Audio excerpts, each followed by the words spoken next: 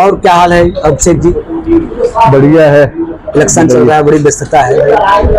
Election तो महाराष्ट्र के 5 phase जो चले वो अलग अलग जगहों पर, और इतनी गर्मी, इतना व्यस्तता है। और इस व्यस्तता में देखिए बैठक की कॉफी भी आ गई है ना? तो कॉफी भी लोग चाय तो चर्चा करते हैं, लोग कॉफी की चर्चा करेंगे। नहीं हो रहा, आपने बहुत फेमस है। वाह,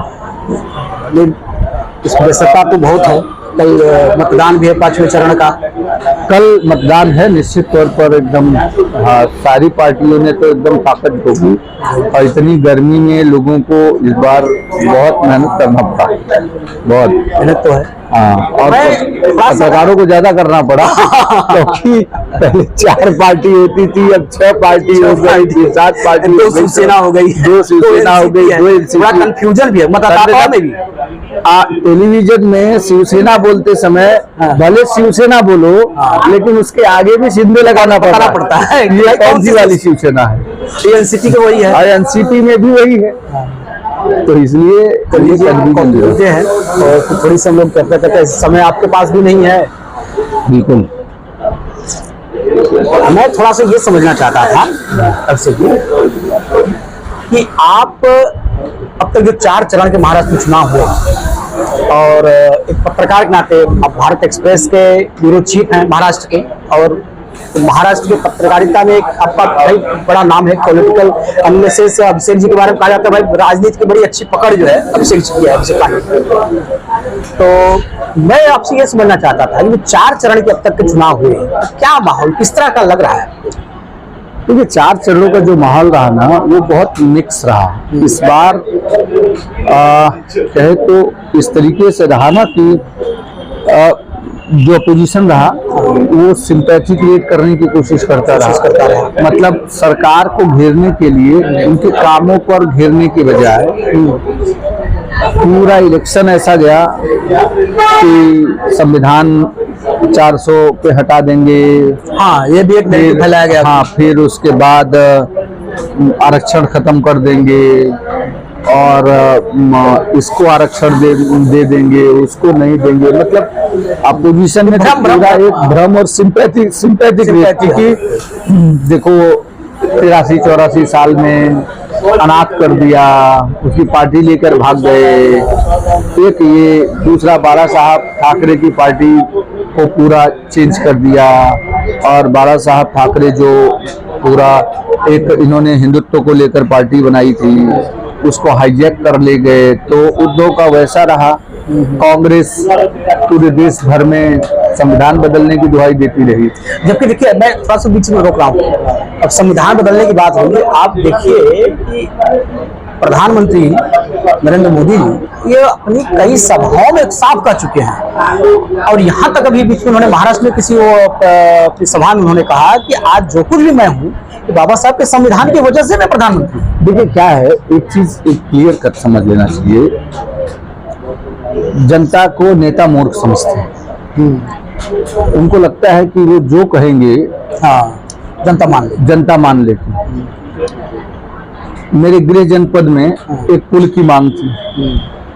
अब वहां पर ग्रामीणों की 15 साल से वो मांग, हर बार प्रदर्शन होता है चुनाव के समय में। नेता आते हैं तो बस कहते हैं आज मुख्यमंत्री आए, उप मुख्यमंत्री आए, बस आज जा रहा हूँ, कल फाइल पे सिग्नेचर करूंगा, परसों से काम शुरू हो जाएगा। पुल चाहिए कि नहीं चाहिए। जनता तालियां बजाती है और उसके बाद वोट देने लगती है, तो जो रोष है उसका खत्म हो जाता है। अब उनको, कॉमन मैन को समझ में नहीं आता कि पुल बनाने के लिए 200-300 करोड़ का बजट होगा। 200-300 करोड़ का बजट ऐसे नहीं मिल जाता। किसी के मंत्री के अंदर औकात नहीं है कि बिना कैबिनेट की मंजूरी के इतनी बड़ी रकम है। ठीक है, उसके लिए कैबिनेट का प्रावधान होता है, मंजूरी मिलती है। बजट अगर ज्यादा है तो सालाना, फिर उसके बाद वो बजट में उसको डाला जाता है, उसकी अलग से व्यवस्था की जाती है पैसे की, और फिर किया जाता है। ठीक वही अब वो उदाहरण बताया। ठीक यहाँ संविधान बदलने के लिए आपको संशोधन लोकसभा में लाना पड़ेगा, राज्यसभा में लाना पड़ेगा, फिर राष्ट्रपति के पास जाना पड़ेगा, और संविधान बदलने, देखिए आरक्षण हो या संविधान बदलना, ये एक ऐसा आग है ना विजय जी, इस आग पर कोई हाथ जलाना नहीं, कोई नहीं चाहेगा, कोई नहीं चाहेगा, कोई नहीं चाहेगा, कोई नहीं चाहेगा। आज अगर बीजेपी चाह भी रही, मान लो चाह भी रही कि आरक्षण खत्म कर देंगे,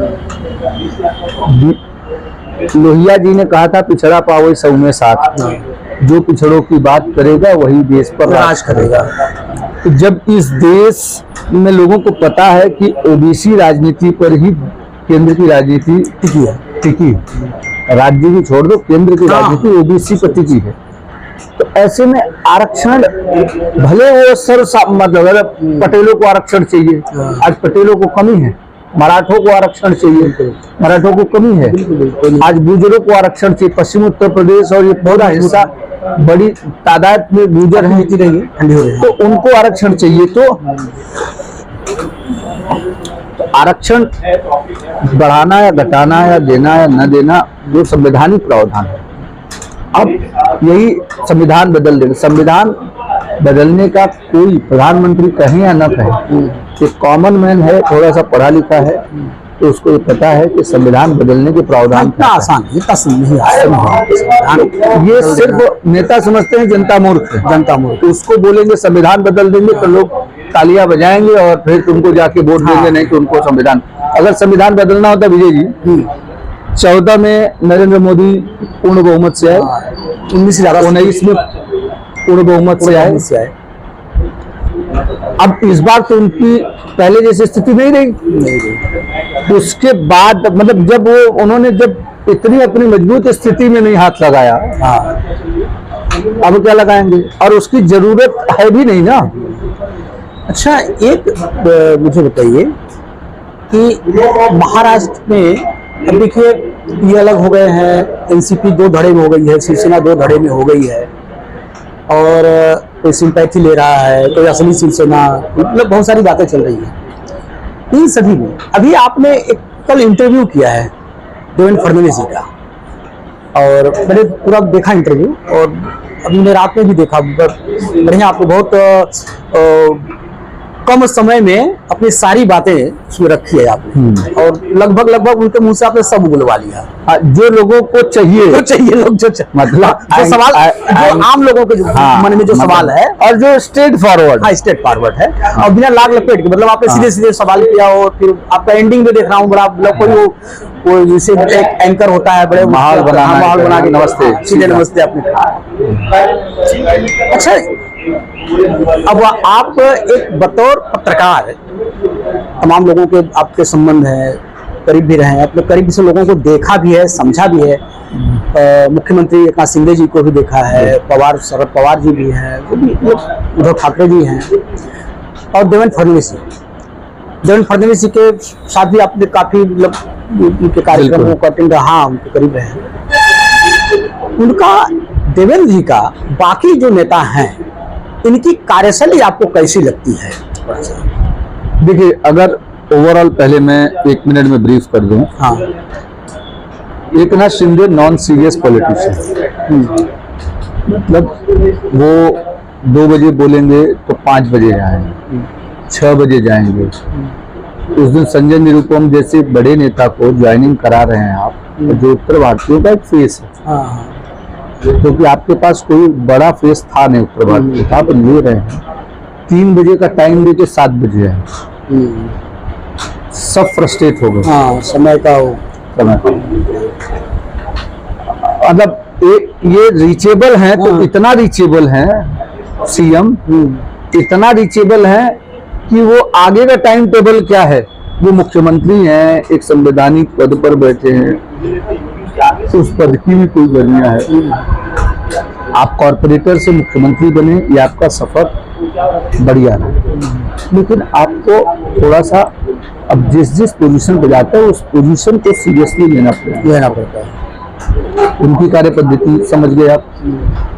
उद्धव जी की कार्य पद्धति ऐसा है कि अगर उद्धव जी को मिलना है, कांटेक्ट करना है, तो इम्पॉसिबल, बहुत आसान नहीं है। हाँ। अच्छा, जैसे ये अच्छा, उनके कार्यकाल में भी एक वो लगता रहा, उनके हाँ। शिंदे जी को वही आरोप था हाँ। कि भाई हम लोग उनसे मिल नहीं मिल पाते थे। अब जब शिंदे गढ़ प्रमुख हैं, मतलब उस समय विधायक दल के नेता थे, विधायक दल नेता थे, तो उसके बाद वो नहीं मिल पा रहे थे।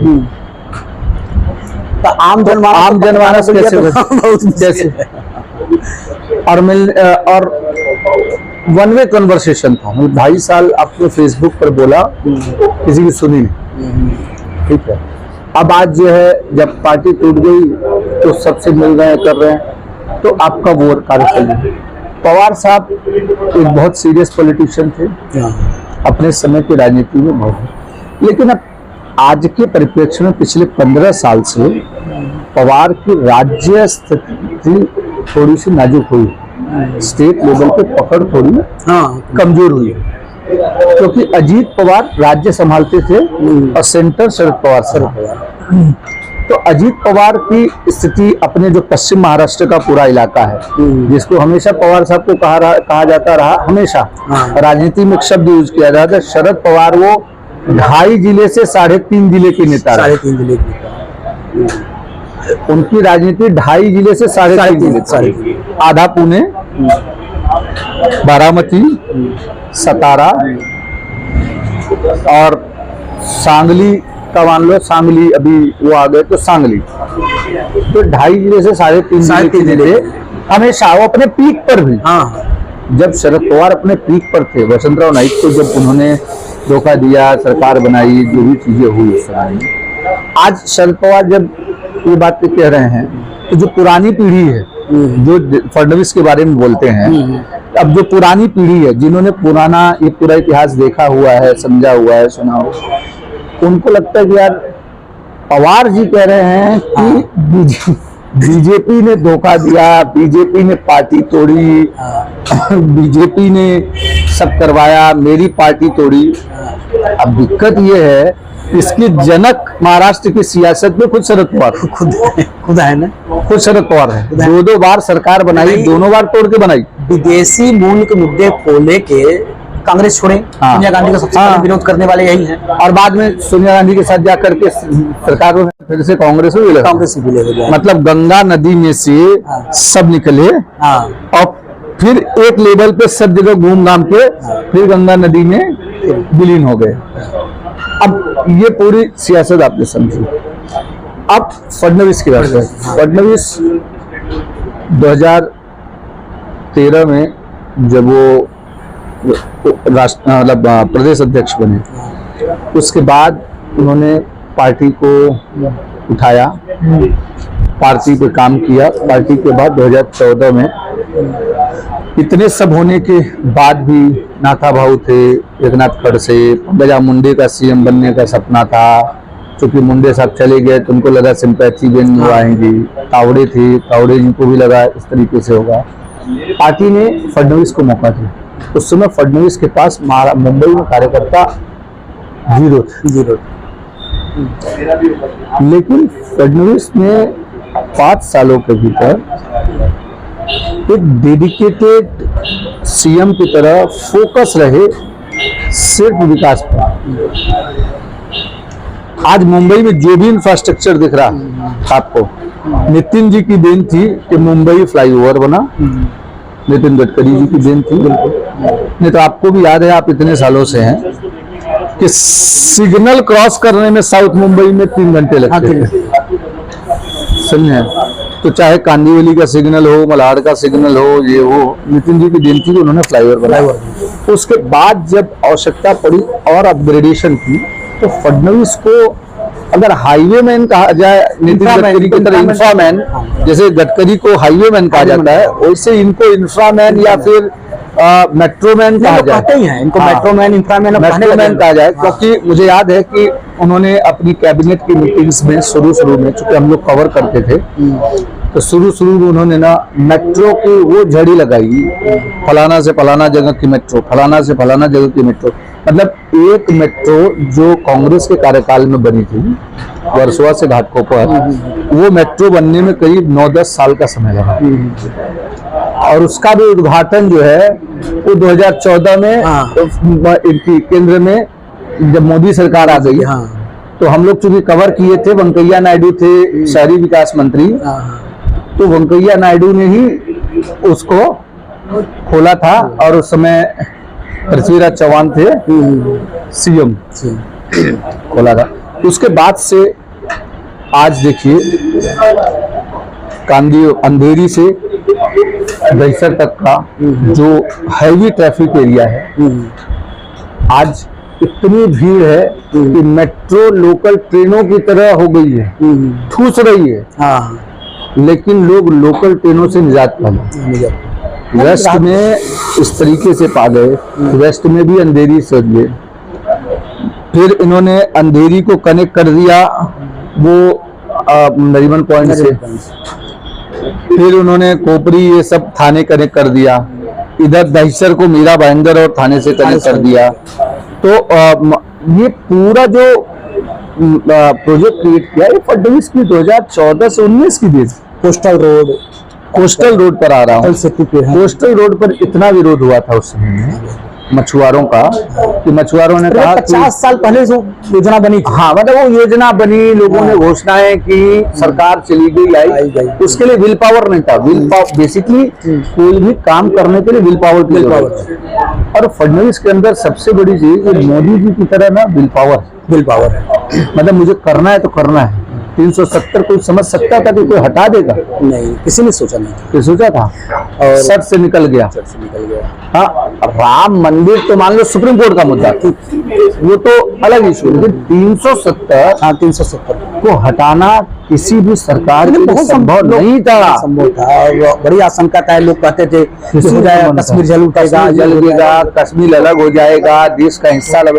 वैसे फडणवीस एक सीरियस पॉलिटिशियन, अगर उन्होंने बोल दिया कि मैं 12 बजे आऊंगा, तो 12 बजे अगर नहीं पहुंचे तो 12:30 बजे तक वो जरूर आ जाए, क्योंकि उन्हें पता है कि जो लोग आए हैं उनके समय की कीमत क्या है। एक चाय और मार सकते हैं। एक सीरियस पॉलिटिशियन के तौर पर ना फडणवीस तब से लेके अब तक 14 के बाद से लगातार उन्होंने काम किया इंफ्रा पर। कोस्टल रोड के लिए लेके आए, पूरे सारी चीजें लेके आई। मावड़ा जो मशीन थी, जो जापानी जो चाइनीज और कोरियन मशीन थी ड्रिल करती थी, मैं उसमें 3 बार जाके आया, मैं खुद कवर हमने देखा आप लोग। हाँ, 2-3 बार करके आया। ये पूरा उन्होंने लाइन किया, बीच में सरकार चली गई, दूसरी सरकार आई, वॉटेवर, वो तो पॉलिटिकल चीजें, व्यक्ति विशेष की बात कर रहा हूं मैं, लेकिन वो काम होता रहा। नवी मुंबई एयरपोर्ट के जमीन का अधिग्रहण फडणवीस ने किया। अटल सेतु का सारा प्रपोजल, सारा जो जहां से एनओसी चाहिए थी, नो ऑब्जेक्शन, क्योंकि पर्यावरण को लेकर, पर्यावरण से ज्यादा वहां ना वो sensitive zone, Bhabha atomic research centre उससे लगा हुआ था। सारे पेट्रोलियम की जो रिफाइनरीज और ये सारी चीजें हैं लगे बहुत से, इसको मतलब आपका वो खाद्य वाला एक वो है, वो वहां पर वो था। तो इतने सेंसिटिव जोन पर, फिर वहां उस तरफ बीपीटी था, Bombay port trust, navy western command था, फिर उस तरफ आपका जेएनपीटी था। इन सब सेंसिटिव पॉइंट्स के बीच में उस कोस्टल रोड की परमिशन लेकर आना, आज में विश्वास नहीं करेंगे, उस दिन में बारामती का चुनाव कवर करके आ रहा था। तो बारामती से निकला तो आते ट्रैफिक में होते पनवेल के पहले पहुंचा, तो जो पुणे एक्सप्रेस वे है वहीं से एक रास्ता आता है सीधे तो ये अटल सेतु की तरफ। अच्छा, 11 मिनट में मैं नवी मुंबई से शिवड़ी पहुंचा। 11 मिनट, मेरे पास वीडियो पड़ा, मैं वो पूरा रोल करके आ रहा है कि कितने मिनट में पहुंचते हैं। 11 मिनट में हम यहाँ पहुंच गए, जबकि 20 मिनट की बात होती है। बड़ी बात है। मतलब आप समझिए कि इसमें बड़ा फायदा ट्रांसपोर्टरों को हुआ है। वो हमने हमारा चिरले गया था, तो वहाँ पे कुछ लोगों से ट्रांसपोर्टरों से बात हुई, तो वो बोले कि टोल जाएगा मेरा, ठीक है, मुझे कोई दिक्कत नहीं है, ये जो टोल जा रहा है, लेकिन मेरा डीजल तो बच रहा है, जो डीजल और समय बच रहा है।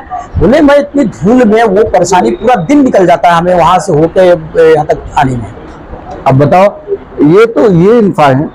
मतलब एक आज के समय में जो सीरियस पॉलिटिशियन है, एक तो युवा सीरियस पॉलिटिशियन, प्रदेश के हर तरीके के सब्जेक्ट पर उनकी पकड़, चाहे वो किसान हो, चाहे वो युवा हो, चाहे वो इंफ्रा हो, चाहे इन्वेस्टमेंट हो। इन्वेस्टमेंट को लेकर जब तक फडणवीस थे तब तक लगातार इन्वेस्टमेंट आ रहा था। बीच में जब ये नई सरकार आई तो उस समय में फडणवीस को ब्राह्मण के नाम पे टारगेट किया जाने लगा। फिर भी उन्होंने सवाल भी किया उनसे, मैंने उनसे सवाल भी किया। फिर भी चूंकि मैं उनकी कार्यशैली को जानता हूँ, फिर भी उन्होंने इस पर रिएक्ट कैसा किया।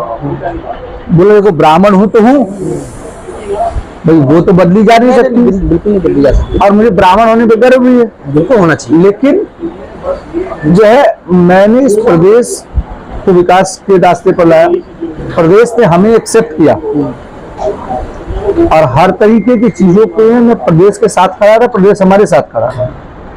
तो उसमें और विपक्ष हमेशा पवार साहब के विषय में कहा जाता है कि जब भी किसी को घेरना होता है तो उसके दुखती नब्ज पकड़ते हैं, उसके कमजोर दबाते हैं। तो उनको दबाया, क्योंकि आज इंफ्रास्ट्रक्चर में तो आप घेर नहीं सकते फडणवीस को, दाग है नहीं, ठीक है। अब दाग नहीं है, इंफ्रास्ट्रक्चर में आप घेर नहीं सकते, तो आपके पास ऑप्शन क्या है? अब जाति पर जाएंगे। मराठों के समय में विजय जी, पिछली बार जब 14 से 19 में 60 मराठा मोर्चे इनके समय में निकले और सब बड़े बड़े मोर्चे। किसानों का आपको याद होगा, वो पूरा एक वो आया, पूरा नासिक से चल पैदल मार्च मुंबई पहुंचा। फिर पॉलिटिकल कैसे लगता है कि फिर अचानक 2.5 साल ना मराठा निकलते हैं, ना 2.5 साल जो है किसान मोर्चा निकालते हैं। उन 2.5 सालों में सारी तकलीफ कम हो जाती है। फिर जब दूसरी सरकार आती है, फिर अचानक मराठा उग्र हो जाते हैं। तो इन चीजों को अच्छा हैंडल करना, यहाँ मैं बता रहा हूँ, शरद पवार तीन टर्म रहे मुख्यमंत्री, 4 टर्म, तीन लंबे समय से है, और ये नहीं भी रहे तो इनकी सरकार रही कांग्रेस की, ज्यादातर इनकी कांग्रेस की। इनके इतने सालों में इन्हें कभी मराठा का ख्याल नहीं आया। जैसे इनकी सत्ता जाती है, इन्हें मराठा याद आ जाता है। तो मनोज जरांगे जैसे लोग मिल जाते हैं। मनोज जरांगे को जिस तरीके से ट्रीट किया गया, किसने ट्रीट किया पता नहीं, लेकिन जिस तरीके से ट्रीट किया गया विजय जी, उसकी दिशा सही थी। लेकिन अचानक वो जैसे ही पॉलिटिकल आरोप प्रत्यारोप करने लगा, जब तक सरकार के खिलाफ बात कर रहा था कि मुझे आरक्षण चाहिए, तब तक तो चीजें ठीक थी। जैसे उसने पॉलिटिकल इंडिविजुअली गाली देना शुरू किया, वैसे समझ में आ गया कि इसके पीछे कोई न कोई राजनीतिक शक्ति है। तो आपने जो सवाल किया फडणवीस की कार्यशैली को लेकर, डेडिकेटेड, उसका फॉलोअप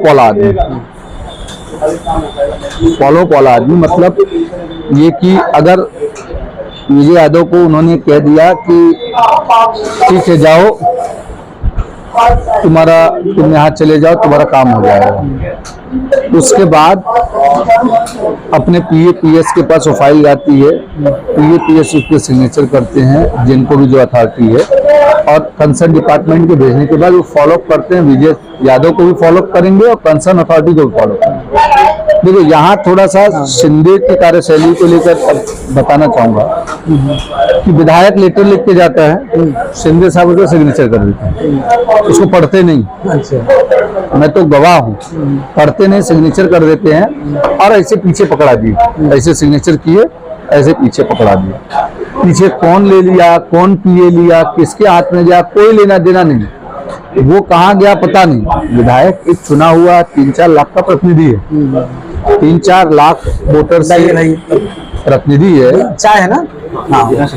हाँ मेरा कॉफी के बाद अब चाय का टेस्ट लिया जाएगा। हाँ। तो अब इसके बाद क्योंकि फडणवीस में क्या है, फडणवीस ने अगर सिग्नेचर किसी चीज पे किया या तो आपको मुंह पे मना कर देंगे, मराठीने हे होणार नाही, ह्याच्यावर आणि ह्याच्यामध्ये कानूनी तरतूद करावे लागेल आणि हे होऊ शकत नाही।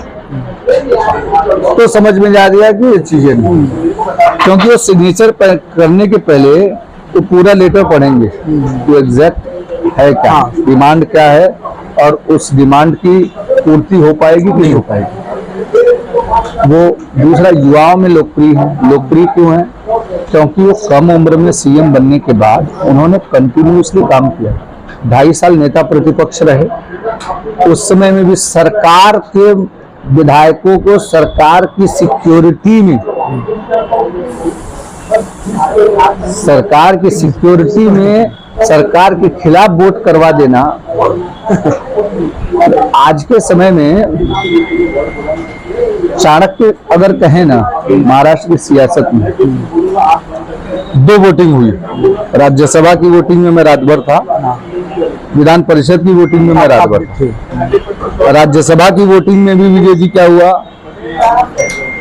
पूरे सारे विधायकों को सबको सिक्योरिटी में, ये होटल में, वो होटल में, ये होटल में, वो होटल में रखा गया। होटल में रखने से होता क्या है, आप जब विधायक आपसे खुश नहीं है, आपको अगर हमारे ऊपर ट्रस्ट नहीं है, मैं विधायक हूं ना, 4 लाख लोगों का प्रतिनिधित्व कर रहा हूं, मैं विधायक हूं, अगर आप बतौर नेता अगर आपको हमारे ऊपर ट्रस्ट ही नहीं है तो मुझे कितनी भी सिक्योरिटी में रख दो, मुझे जिसको वोट देना है दूंगा, दे दूंगा बिल्कुल। और मेरा ट्रस्ट रहेगा तो आप खुला छोड़ दो। आज फडणवीस ने क्या किया, फडणवीस ने 99% लोगों का ट्रस्ट जीता, उनको विश्वास जीता इसीलिए जब वोटिंग हो रही लगी, क्या विधान, देखो डर किसको होता है, डर हमेशा अपोजिशन को होना चाहिए। किसी भी इस तरीके की वोटिंग में डर किसको होना चाहिए, अपोजिशन को, कि सरकार मंत्री पद का ऑफर कर देगी, सरकार पैसे का ऑफर कर देगी, सरकार प्रोजेक्ट दे देगी, सरकार कुछ भी कर देगी, इसलिए अपोजिशन सब अपने विधायक लेकर भागता है। यहाँ लेकिन सत्ता पक्ष उल्टी थी, उल्टा था। ये फडणवीस के विश्वास जीतने की सबसे बड़ी निशानी। उसके बाद रीचेबल में ऐसा है कि अगर उनको किसी ने भी रीच करने की कोशिश की तो उनसे सुबह से शाम तक अगर किसी ने डेडिकेटेड बात करने की कोशिश की तो किसी न किसी तरीके से उन तक आदमी पहुंच जाएगा, बाई फोन पहुंच जाए, बाई मैसेज पहुंच जाए, बाई XYZ पहुंच जाएगा। किसी PAPS को उनके, देखो उनके यहाँ जो लोग रखे हैं ना, एक तो काम भी उन्होंने डिसाइड कर दिया है। देखो क्या होता है, काम करने का पद्धति होना चाहिए जो फडणवीस के अलावा महाराष्ट्र की सियासत में आज के समय में किसी के पास नहीं। क्योंकि MLAs का काम X पर्सन देखेगा, पार्टी का काम Y पर्सन देखेगा, सरकार का काम Z पर्सन देखेगा। मतलब किसी में कोई कंफ्यूजन नहीं। MLAs MP को आना है तो अगर अभिषेक पांडे डेडिकेटेड हैं तो विजय यादव के पास हो जाएंगे तो इंटरटेन नहीं करेगा। विजय यादव बोलेंगे की साहेब तुमच्यासाठी अभिषेक पांडे नेमलेला आहे, त्यांच्याकडे जावा। आणि जर अभिषेक पांडेने कुठलाही ऑफिसरला फोन केला की हे MLAचं काम करायचं आहे तो ऑफिसर को ये पता चल जाता है अभिषेक पांडे ने फोन कर दिया, मतलब देवेंद्र फडणवीस ने फोन कर दिया। क्योंकि तो उन्हें पता है कि ये आदमी को डेडिकेटेड MLA के लिए रखा है, विजय यादव को डेडिकेटेड संगठन के लिए रखा है कि अगर जिला अध्यक्ष कोई जा रहा है, कोई महामंत्री जा रहा है, कोई पदाधिकारी जा रहा है तो उसके पास गया, उसने फोन किया तो उन्होंने बोल दिया ऐसा ऐसा काम है तो वो कर देगा। ये कार्य पद्धति ना किसी में नहीं, आज के समय में किसी में नहीं। मतलब आप समझिए युवा विश्वास जिस तरीके से जीत के रखा है। तीसरा, काम करने की कार्यशैली, इंफ्रा को लेकर डेडिकेशन।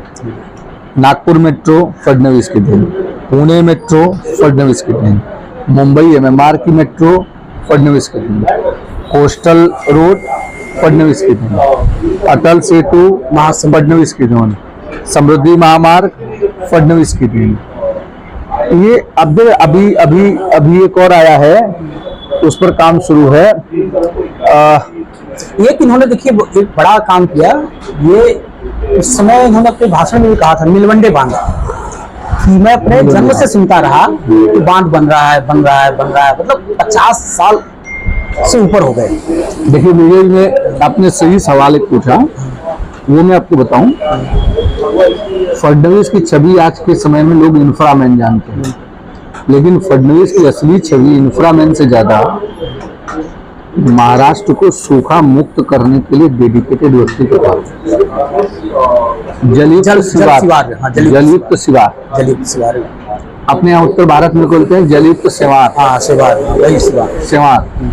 कि कहीं भी कहाँ गया था भैया? शिवारेगा। शिवार मतलब गांव के बाहर का कोई ऐसा पोखरा, ऐसा तालाब, ऐसी जगह जो खाली है, उसको इन्होंने, क्योंकि महाराष्ट्र में खास करके विदर्भ और मराठवाड़ा ये डेडिकेटेड सूखाग्रस्त इलाके थे, इन सब जगहों पर ना इन्होंने वहाँ के ग्रामीणों के साथ मिलकर पीपीपी मॉडल में कोई प्राइवेट पार्टनरशिप कर दी, सरकार की कुछ पार्टनरशिप हो गई, कुछ ग्रामीणों का सहयोग लेकर वहां पर अलग अलग तालाब बनाए। बारिश का पानी तालाबों में गया, तालाब लहलाने लगे और उन तालाबों से लोगों की भी प्यास बुझने लगी और खेती के लिए भी पानी मिलने लगा, जलस्तर भी बढ़ा। तो नीलवंडे बांध जो आपने बोला, बांध तो एक प्रोजेक्टेड है, उसको उन्होंने पैसे की तरतूद की, लगातार पैसे फ्लो करते रहे, बनता रहा।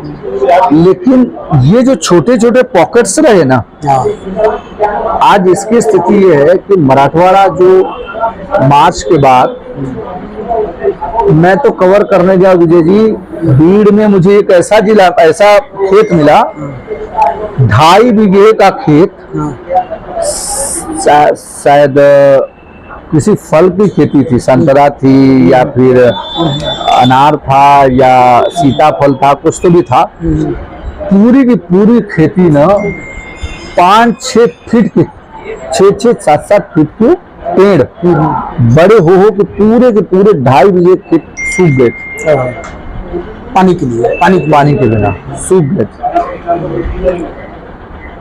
गायों को चारा नहीं था, अरे ऐसी बहुत सारी ऐसी चीजें थी, उसको इन्होंने काफी हद तक कंट्रोल किया। तो ये सारी चीजें ऐसी रही जो कहीं ना कहीं ये बताता है आज के समय में अगर महाराष्ट्र में कुछ सीरियस पॉलिटिशियन है, उसमें एक देवेंद्र फडणवीस है, उसमें एक नहीं, उसमें नंबर वन है देवेंद्र फडणवीस, नंबर वन। और एक्सेप्टेबिलिटी का मतलब ये है कि जैसे अगर उनको विदर्भ से आते हैं तो उनका होम पिच है, होम पिच पर जितने एक्सेप्ट किए जाते हैं उतने ही वो कोंकण में एक्सेप्ट किए जाते हैं, ठीक उल्टा उतने वो मराठवाड़ा में एक्सेप्ट किए जाते हैं, उतने पश्चिम महाराष्ट्र में, उतने वो उत्तर महाराष्ट्र में एक्सेप्ट किए जाते हैं, उतने मुंबई और एमएमआर रीजन में एक्सेप्ट है। जो एक्सेप्टेबिलिटी है ना, जैसे पवार साहब की तरह 2.5 जिले और 2.5 जिले का मामला नहीं है। आज के समय में, आज की राजनीति में जो भी बड़े नेता महाराष्ट्र की सियासत में हैं, उन सब का क्राइटेरिया है। जैसे जंगल में टेरिटरी होती है, ये चीते की ये टेरिटरी है, जब आप जाएंगे ना जंगल सफारी पर तो वहां पर टेरिटरी होती है।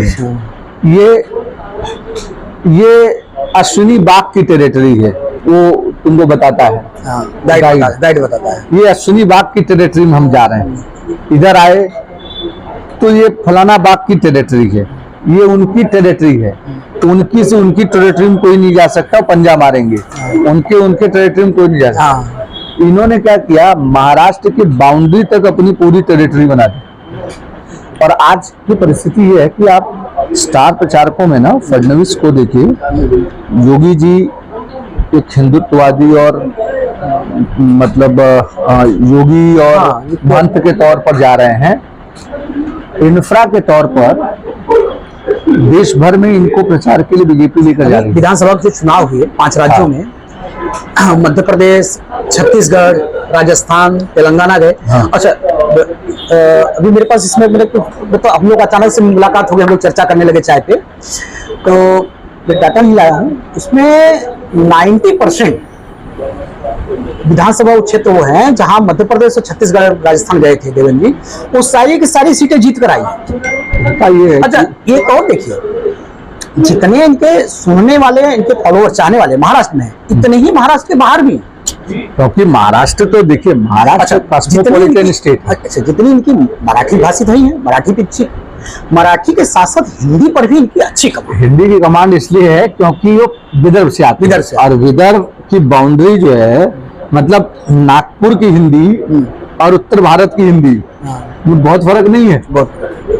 नागपुर के लोग अगर कोंकण में मराठी बोलने लगेंगे ना, तो उनको समझ में आ जाएगा कि नागपुर का आदमी है, जैसे उत्तर भारत की तरफ उनकी और फाइन मराठी है नागपुर के लोगों की उत्तर भारत से, लेकिन वो हिंदी का पूरा टेस्ट और फ्लो शब्दों का है। तो इसलिए न केवल महाराष्ट्र के आसपास के हिस्से में भी लोग लंबे समय से बातचीत करते रहे, अब करना भी है। एक ये मैं पूछ रहा हूँ, आप बहुत बार जो है पत्रकार के नाते उनसे मिले, जितने आक्रामक दिखते हैं मंच पर, जब सभाओं में जब भाषण देते हैं तो, और व्यक्तिगत जीवन में है, तो दोनों फर्क क्या वैसे ही हो। फडणवीस को समझ पाना ना, मतलब समंदर में से कोई मोती डाल देना और उसमें से समंदर पर से निकालना, अथाह समंदर में से कोई मोती निकाल सकता है क्या? नहीं, बहुत मुश्किल है।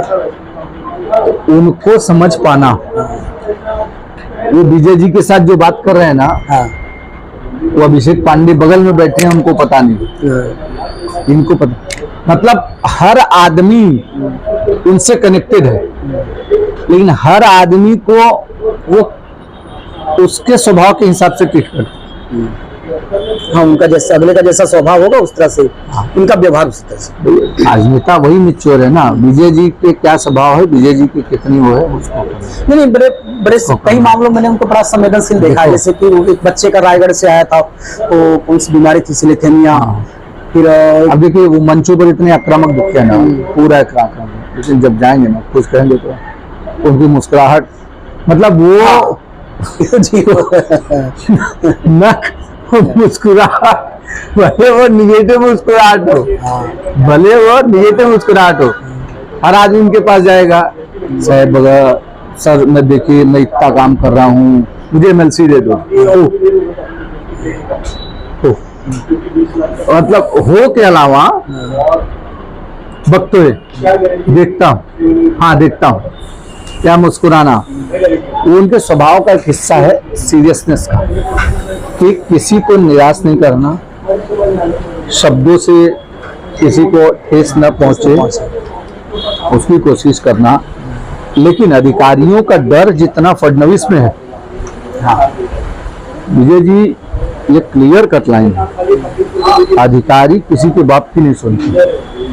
अच्छा, इस बारे में एक लोग कहते हैं कि एक समय था मुंडे जी के बारे में, हाँ, तो वो होम मिनिस्टर थे, हाँ, मुंडे जी, शिवसेना बीजेपी की सरकार में, सीएम भी उनके कार्यकाल में भी यही रहा कि सीएम का भले न हो, लेकिन इनका प्रभाव बहुत होता था।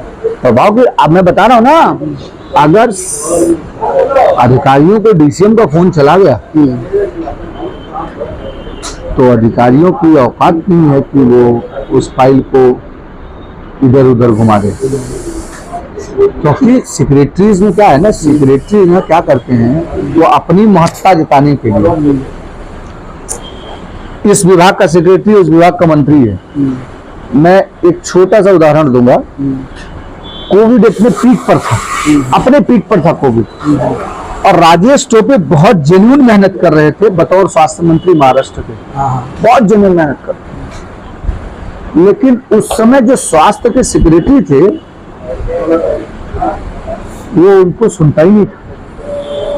मेरे सामने की बात, मेरे सामने की बात।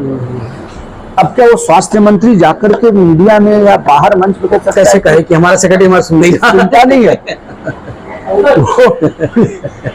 कुछ उन्होंने एक अनाउंस किया कि हम 10,000 तुरंत पैरामिलिट्री स्टाफ और मतलब ये पैरामेडिकल स्टाफ निकालेंगे ताकि कोविड पर कंट्रोल कर पाए।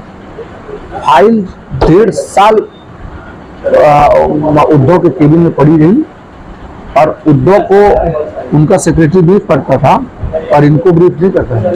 और ये फोन करते थे, बोलते थे साहेब, मंत्री अपने सेक्रेटरी को फोन करके, साहेब बगुन गया, साहेब देख लीजिए प्लीज साहब।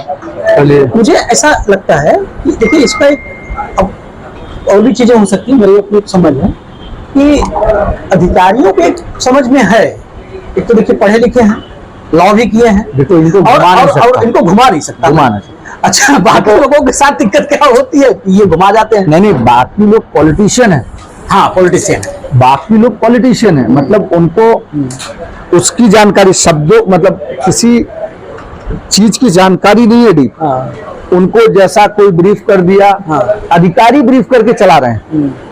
इनके साथ दिक्कत ये है, फडणवीस के साथ जो दिक्कत है वो दिक्कत ये है कि ये पूरी स्टडी करके जाते हैं। तो अधिकारी अगर एक सवाल खड़ा किया तो उसका इनके पास जो जवाब है, एक प्रश्न खड़ा किया तो 2 हल बता देते हैं। इसलिए अधिकारी घुमा नहीं पाता है। इसलिए उनको डर, मतलब मैं विजय जी कहना नहीं चाहिए, इकबाल सिंह चहल MC थे, 2.5 साल उद्धव सरकार में म्युनिसिपल कमिश्नर रहे। उन पर आरोप हमेशा क्या लगते रहे कि आदित्य ठाकरे के एक मैसेज पर वो कॉन्ट्रैक्ट देते थे। ये आरोप लगता रहा कि ठाकरे परिवार बिना किसी टेंडर के, बिना किसी चीज के एक मैसेज करता था और वो दे देते, इतना करीबी थे। लेकिन जैसे ही सरकार बनी, मुझे लगता है जून या जुलाई में सरकार बदली थी 22 में, उसके बाद जब सरकार आई ना तो गणपति 2 लोगों ने बिठाया। CM एकनाथ शिंदे ने भी गणपति बिठाया, हाँ, और डिप्टी CM देवेंद्र फडणवीस ने भी अपने घर। मैंने अपनी आंखों से ये देखा है कि उनके यहाँ उस आरती में मैं भी था शामिल। हाँ, वहां पर इकबाल सिंह चहल फूल बांट रहे थे, जबकि इनके पास यूडी मिनिस्ट्री नहीं, अर्बन डेवलपमेंट मिनिस्ट्री के अंडर में आते हैं, यूडी नहीं, और MC direct reported to CM। लेकिन वो CM के यहाँ फूल बांटने की बजाय डिप्टी CM मतलब देखो ये डर है, और अधिकारियों में डर होना चाहिए। अगर आप CM DCM का डर नहीं रखेंगे ना, तो आप क्या करेंगे, अपने हिसाब से चलाएंगे, और जवाबदेही तो CM DCM को देना पड़ेगा। उम्मीदों के जितनी उम्मीदें हैं तो उतना जनता का काम नहीं हो पाएगा अगर डर नहीं है।